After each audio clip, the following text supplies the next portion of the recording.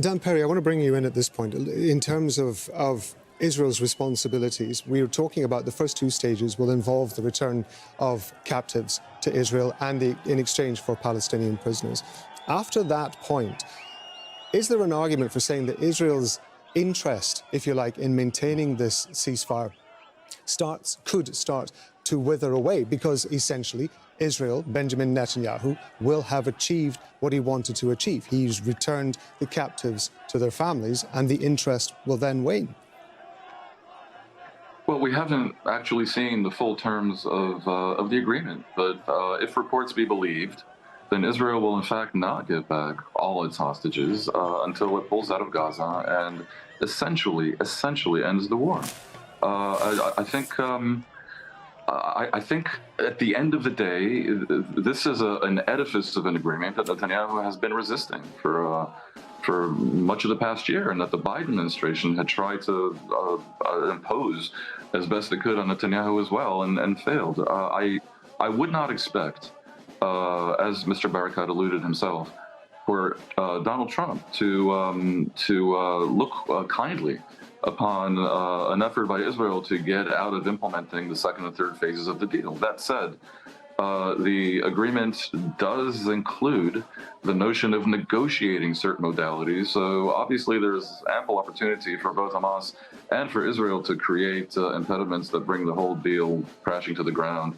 But you have to understand, in Israel, the discourse around this is that the war will end in exchange for the hostages. That's how it's being understood. That is supported by probably 3/4 of the people.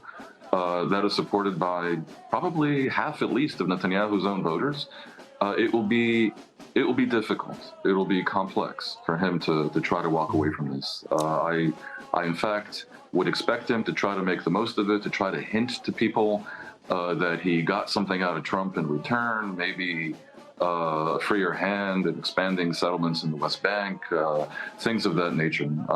Netanyahu managed to keep the war going for 15 months, and that has preserved his government, because the right-wing flank of his government did not want it to end, and indeed still does not.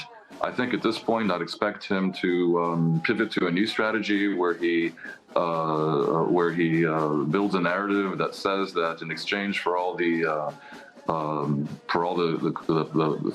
price Israel has paid in many ways for this 15 months of war, the result has been a grand strategic victory that includes, of course, the evisceration of Hezbollah in Lebanon.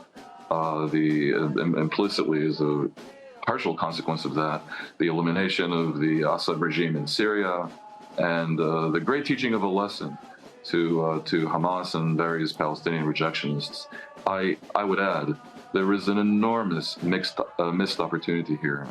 If indeed it is the case that, contrary to what Netanyahu told the Wall Street Journal as late as last month, Israel ends the war while leaving Hamas in charge in Gaza, that is something that, when the joy over the return of the hostages and indeed the end of the war subsides, will make things awkward for Netanyahu himself, and I personally think is a tremendous misfortune for the people of Gaza, who, most of whom I suspect no more want to be ruled by Hamas, that has brought this catastrophe upon them than anyone in your studio or than I do.